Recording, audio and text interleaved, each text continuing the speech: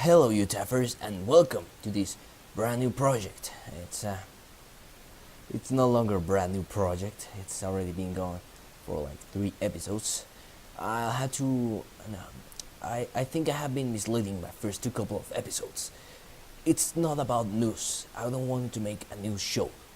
I wanted to make about people's opinions. I wanted to make like a blog for everybody. But I don't have people. I don't even have a single viewer. It's not like I can go out in the street and interview people because no one in this town knows English. So I'll just have to do it with myself, and I did manage to get myself this new microphone. It's pretty decent. It's probably stolen, but it's the best I could do. I don't have a card, so I cannot order brand new online. And in this town, I'm not even sure I could even manage to get the things I order online. So yeah, it's pretty good. I think at least doesn't give me the voice of a little nervy kid that I've had in my previous episodes, and it'll at least help me keep at least some of my cool, whatever cool I may have. So let's begin.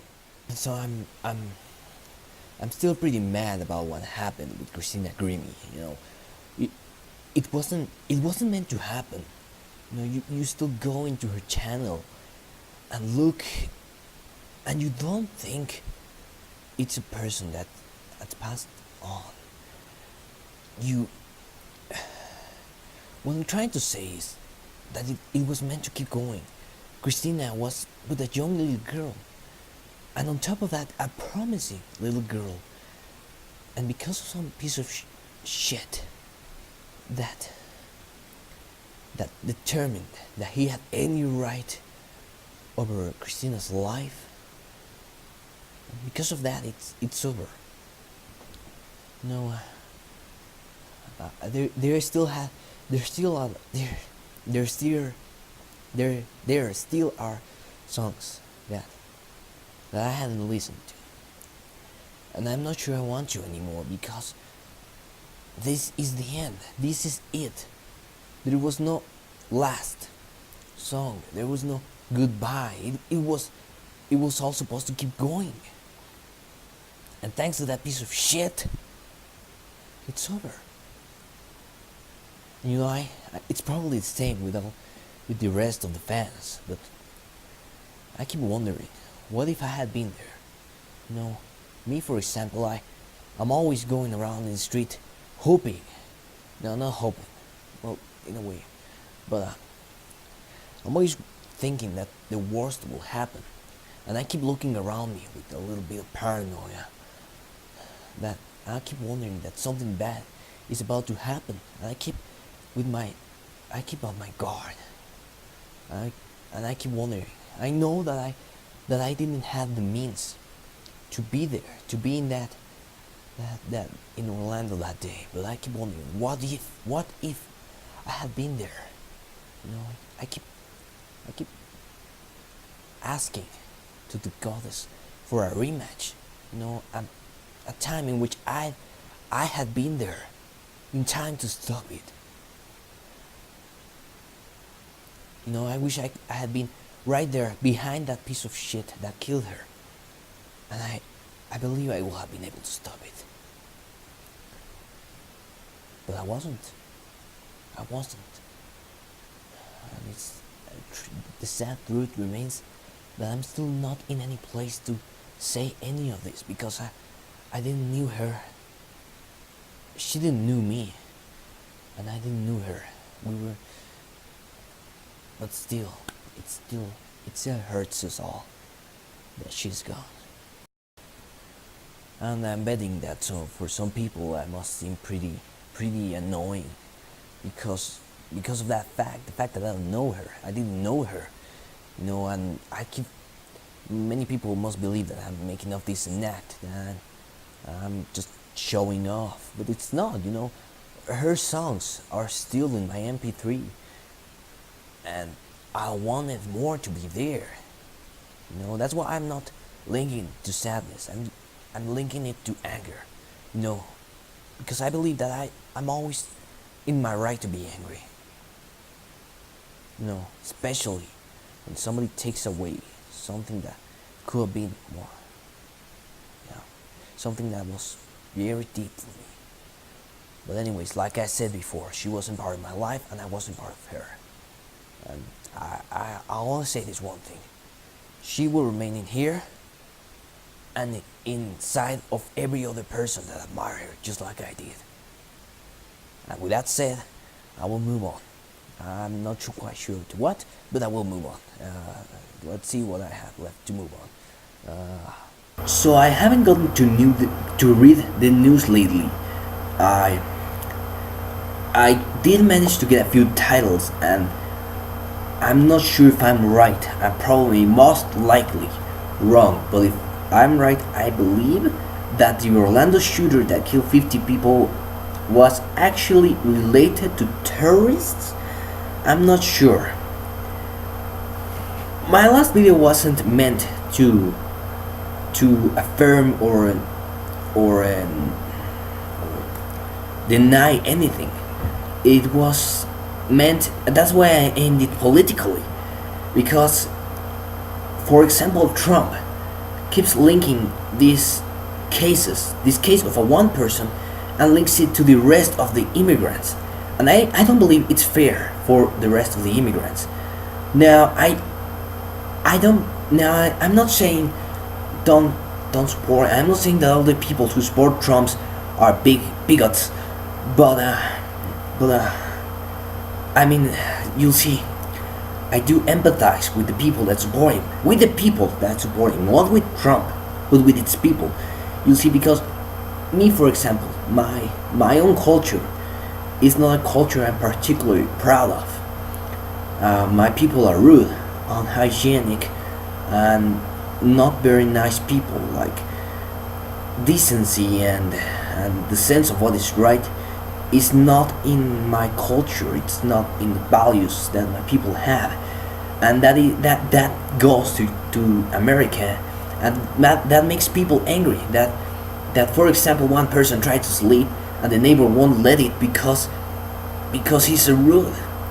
He's simply rude in many other ways, and that's why I empathize with Trump supporters. But that doesn't mean Trump is right. No. Trump is, in fact, to me, is like an idiot, because he's got a plan, and his plan is putting up a wall and making everybody angry against immigrants. Now, and I think it's pretty fair to remember that America is a country whose bigger half is made by immigrants over history. It's been made by people who came into America, who weren't born in there. I mean, the people who were born in there were taken off their land.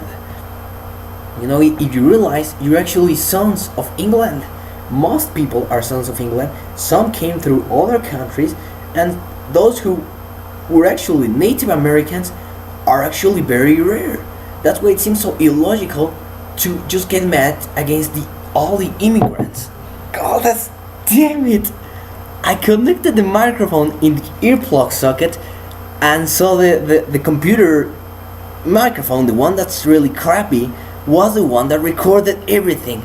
So I probably have a nervy little kid voice up until now. The last clip was good, so I'll keep it.